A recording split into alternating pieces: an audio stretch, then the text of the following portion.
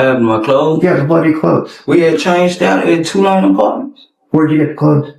We got them 2-line apartments. Like from who? Whoever they was. I don't know they good. So they just had something to fit your size to wear those clothes? Yeah, you see, when we went in and we came out, you see, before Angela pulled up, we had on different clothes when we came out. Okay. You see that on the video. You mentioned during your testimony that you actually never communicated with Jook, is that right? No, I never communicated. Well, I did, to be honest with you. I get ahead, like, after they found the car, whatever, and, I wasn't talking to, Justin and, him. So I had, inboxed him on, one. Well, I forgot what it was, and I'm like, man, I'm go back home, boy, man. You need to holler at you, go. I'm trying to get my money. The sequence of events begins with investigators focusing on an odd detail: the suspect's clothing. Surveillance confirms that before leaving the scene, they exited an apartment complex, referred to simply as 2-line apartments, and changed into different outfits. The suspects later explained, under questioning, that those clothes were available there, and they did not know the person who provided them. Video evidence captured them in one set of garments upon arrival, and entirely different attire when they departed, an observation that clears up the timeline of the change and places it before Angela's arrival. As the testimony unfolded, one suspect acknowledged having almost no direct interaction with Hernandez Govan, also known as Go Bang. Any connection between them occurred only after law enforcement discovered the vehicle tied to the crime. The suspect reached out, through social media platforms, not by phone, to request compensation he believed was owed. That exchange, he said, was entirely transactional. "I'm needing my money," he asserted in essence, and he believed the vehicle situation sparked the contact. How many people were there all together at the first shooting of Wu? At the shooting, at the house of Hernandez Govan house. Okay, let's try this again. You went with Bobby Carter and you said Justin was already there. We all met up at Mr. Govan house. And me and Bobby jumped in one vehicle, and Justin and another guy was in another vehicle. All right. Meanwhile, the city of Memphis held its breath as the final suspect in Young Dolph's murder trial stepped into the courtroom. There was a buzz the moment he appeared. A swollen black eye drew immediate attention. Observers speculated whether someone had struck him deliberately, perhaps a warning or even a silencing effort before opening statements. The injury looked too precise to be accidental, lending a sense of threat loitering behind the legal proceedings. Some in the courtroom even whispered that it might have been an attempt on his life, a way to keep him from speaking. Prosecutors wasted no time constructing their narrative.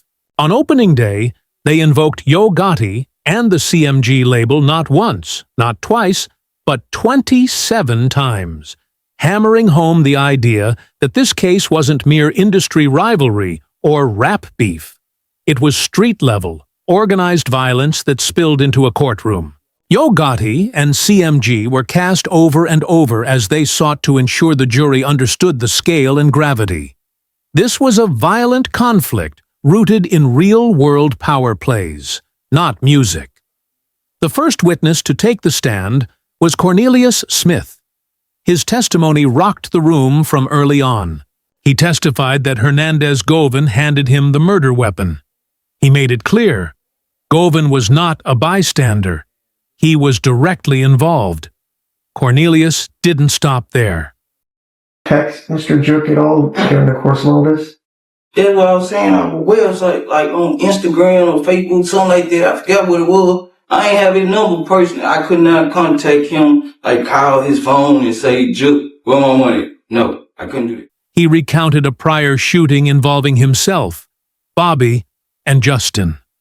During that incident, he claimed Govan supplied the gun and instructed them on how to carry out the attack.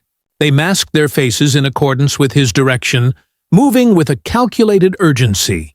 He emphasized that they were targeting people tied to Young Dolph's label, Paper Route Empire, PRE, and that the details were deliberate, studied, strategic. According to Cornelius, Dolph was not the original intended victim. The decision shifted only when his distinctive camouflage-wrapped car was spotted from a distance. That vehicle made him practically fluorescent, in online circles and in person, and turned casual observers into easy identifiers. In that moment, the target became clear: Dolph. The camouflage car, widely recognized among locals and fans, gave away his presence and shifted planning in real time. Cornelius described the operation as a closed-circle affair.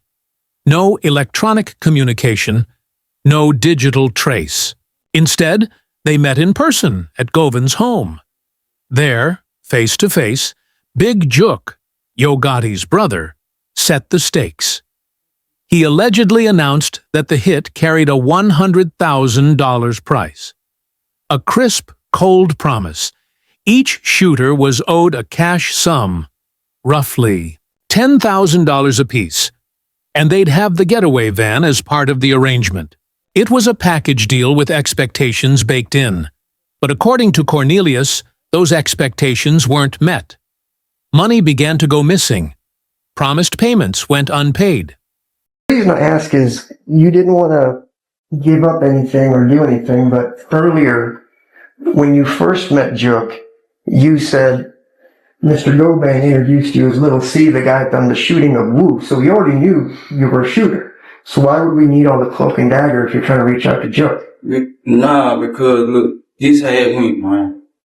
After the shooting or whatever, after they discovered the car or whatever, Justin had got with me and was like, man, look, man, Jook saying that he'll get with us on his own terms or whatever, and don't trust Govan or nothing like that right now. You know what I'm saying? He was like, so in my eyes, there was so many crosses, you know what I'm saying? Like Justin had ran out with the cake or whatever, and I couldn't trust him. I couldn't trust nobody, you know what I'm saying? So I was like, man, I'm gonna take initiative on my own and hit Jook up on his little, I forgot it, Instagram or something, you know what I'm saying? And I was like, man, this Govan on board, you know what I'm saying? Like, he'll get up with you. Really, I need. The shooters grew suspicious, some thinking that Govan had either shorted them or run off with the funds.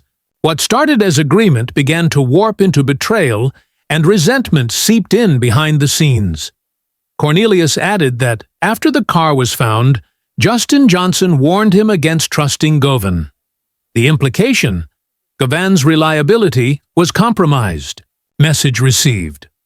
Cornelius framed it as a fracturing of alliances, multiple crosses underway.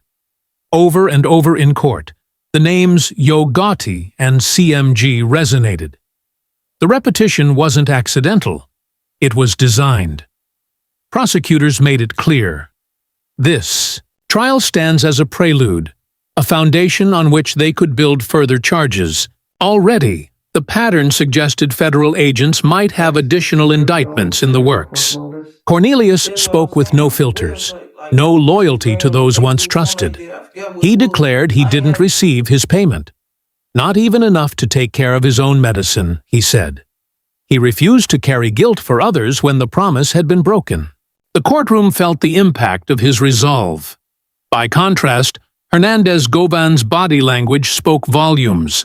He shifted incessantly, wiped sweat from his brow, avoided eye contact. The judge, lawyers, and reporter desks all took notice.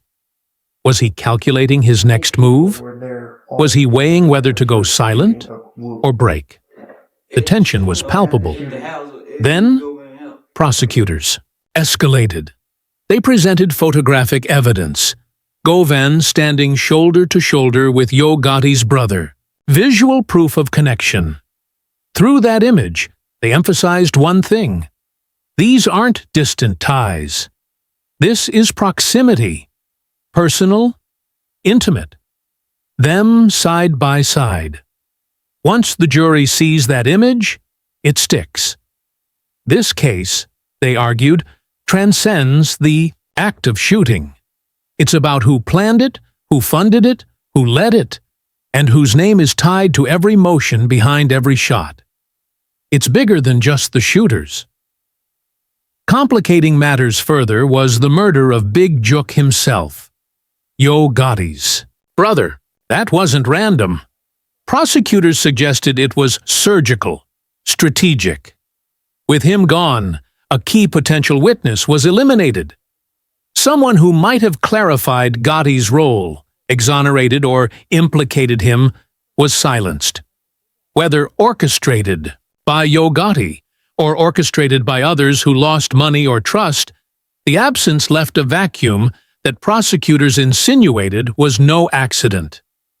Speculation spread. Did Yo Gotti order the removal of his own brother?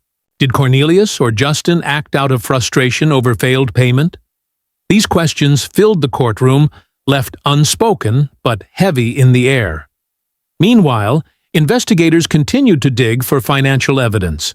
Paper trails, bank records, anything, showing Yo Gotti's direct connection to funding the hit.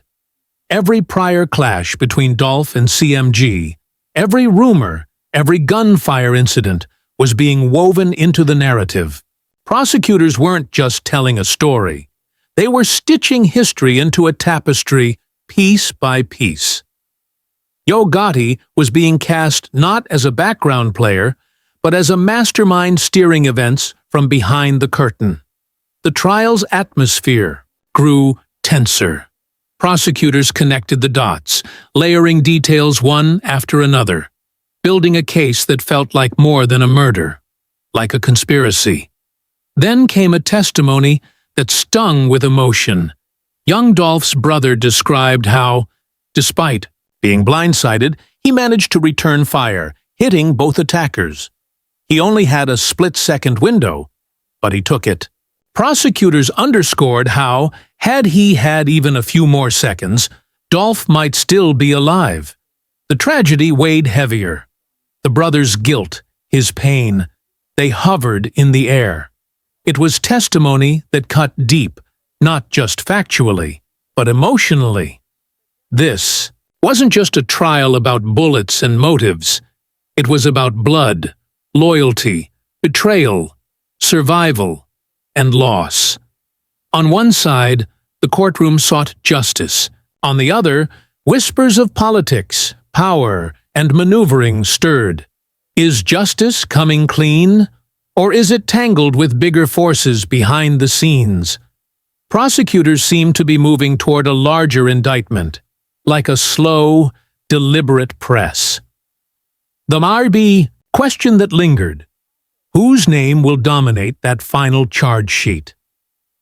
As the trial unfolded, viewers were left thinking, justice or cover-up? Truth or theater? And that tension, pain, suspicion, ambition, pulled everyone deeper into the courtroom drama.